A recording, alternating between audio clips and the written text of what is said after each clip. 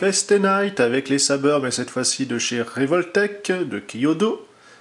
On attaque la Light et puis ensuite la Dark. Lightsaber, donc ce sont des versions seconde génération, 2G. Alors ça s'est arrêté à 2-3 personnages, hein, c'est pas aller très loin, ça peut se comprendre. Alors à sa sortie, je me suis dit, voilà, avec un ami, bah, c'est vraiment joli, c'est très bien fait, même si voilà, c'est un petit peu rondouillard partout, mais waouh, une saber.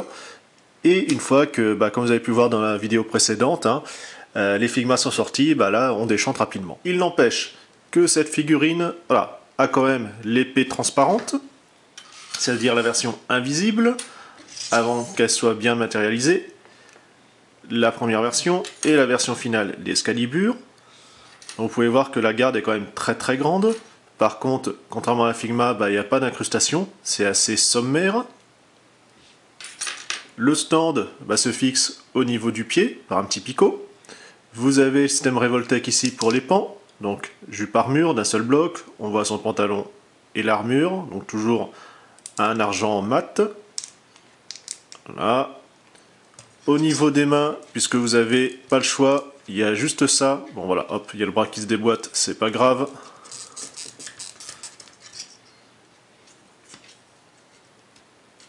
Vous avez seulement ces deux jeux, juste pour tenir une arme.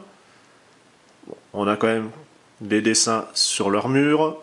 Ici, voilà, l'articulation. Ici aussi, le coude, la main. Voilà. Sur le bol joint classique de la gamme, le cou. Air garde forcément de côté, malheureusement. Pas d'autres cheveux.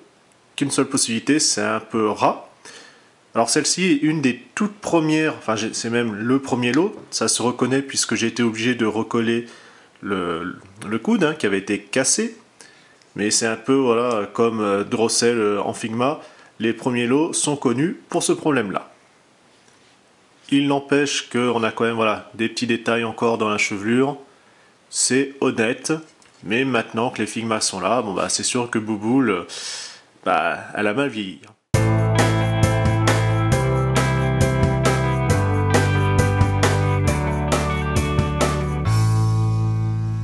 Concernant la Dark, on retrouve exactement la même chose.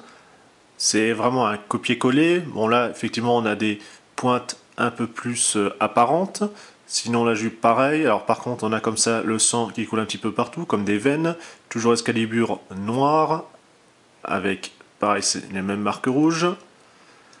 On a le torse. Alors moi, sur celle-là, la tendance va facilement se déclipser. Les articulations sont exactement pareilles. Pantalon noir mauve. Toujours le même système de stand. Par contre, une seule épée. Et cette fois-ci, on peut lui enlever le masque. Parce qu'ils sont dans les cheveux. On va déclipser. Ça c'est fait. Toujours le regard en coin, mais cette fois-ci avec veines rouges et les yeux jaunes.